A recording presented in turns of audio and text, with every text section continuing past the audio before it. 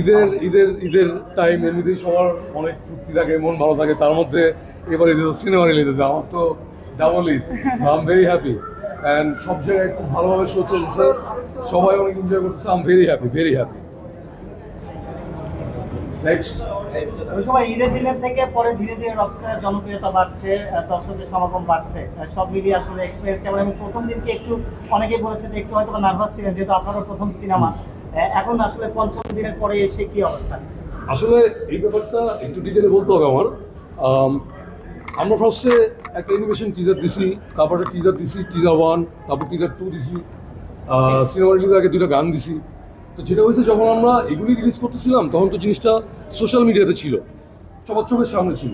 So কেউ আর negativity ছড়াইতে পারে না, কারণ নেগেটিভিটি কেমন ছড়াবে?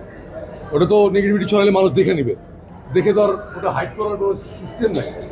বাট যেটা হয়েছে, যখন সিনেমা রিলিজ হয়েছে, সিনেমা তো আর সারা বাংলাদেশ একসাথে দেখা পসিবল না, মানুষ টিকিটও পাবে না, হাউসফুল থাকবে। তো সিনেমার ব্যাপারে কি হয়েছে, এক দুষ্ট চক্র ওরা কি করছে, নেগেটিভ রিভিউ দিছে। আমি আজকে জানতে পারলাম 2 বছর আগের কোনো একটা সিনেমার ভিডিও কেটে কেটে রকস্টারের নেগেটিভ প্রচারণা করা হয়েছে।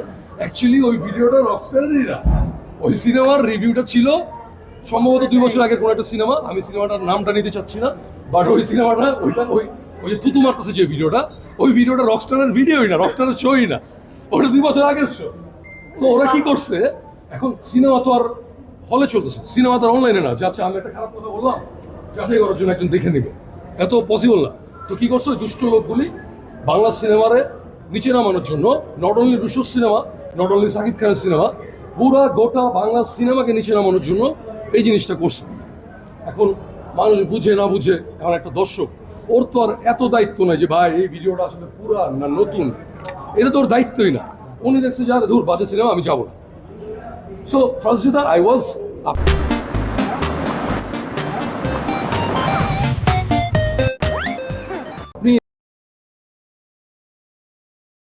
এত দারুণ একটা সিনেমা বানাইলাম, আমার সিনেমার মেকিং ইন্টারন্যাশনাল, এটা কেউ ডিনাই করতে পারবে না। আমার সিনেমার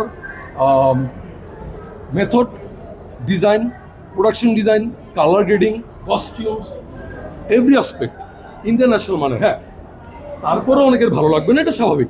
এখন ভালো না লাগা আর অ্যাটাক দুই জিনিস। তো ফার্স্ট যেটা আমি তো জাস্ট আপনাদের সাথে যখন আমার দেখা হয়েছে, আমি বলতেছিলাম, আপনার আগেও বলছি যে আমি অনেকদিন ধরে ঘুমাইতে পারতেছি না, পোস্ট প্রোডাকশনের কাজ, শুটিং সব কিছু মিলে। তো ঈদের দিন আমার অনেক লম্বা ঘুমাইছে, আমি দুপুর 2টা-3টার দিকে ঘুম থেকে উঠছি, উঠেই আমি পর্যন্ত সিটিতে গেছি। যাওয়ার সাথে সাথে যখন এগুলি শুনতেছি, আই ওয়াজ লাইক, মানে আমি কি বানাইলাম, আমি নিজেই একটু কনফিউজ হয়ে গেছিলাম।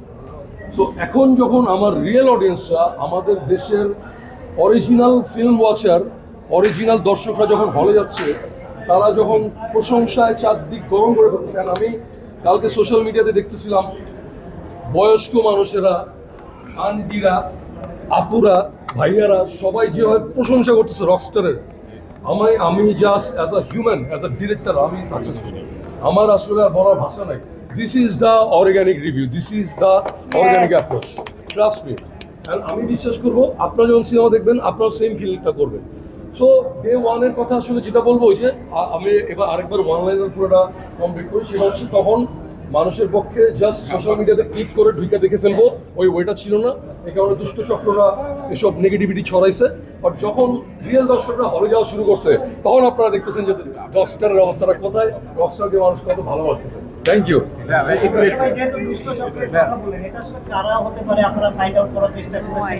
ভাই আচ্ছা, এখন আই সোয়ার আমার জিরো আইডিয়া ভাই যে এটা কারা করতেছে। অ্যান্ড বিশ্বাস করেন, আমি এই মুহূর্তে ওইটা একদমই খুঁজে টাইম নষ্ট করতে চাইতেছি না। আমি চাইতেছি পজিটিভিটি ছড়াইতে, আমি চাইতেছি মানুষজন আরও বেশি বেশি হলে যায়। সো আমি এই টপিক নিয়ে নিজের মাথাটা ব্যস্ত না রেখে আমি চাইতেছি যে সবাই যেন সিনেমায় গান শুনুক, সিনেমা শুনুক। এই যে গান নিয়ে এত কথা, আমি কালকে সারাদিন অনলাইনে দেখতেছি মানুষ গান শুনে পাগল হয়ে যাচ্ছে।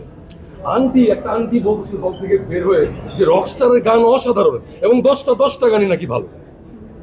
আপনি তো এখনো দেখেন না মনে হয়, টাইম বান্না দেখেন।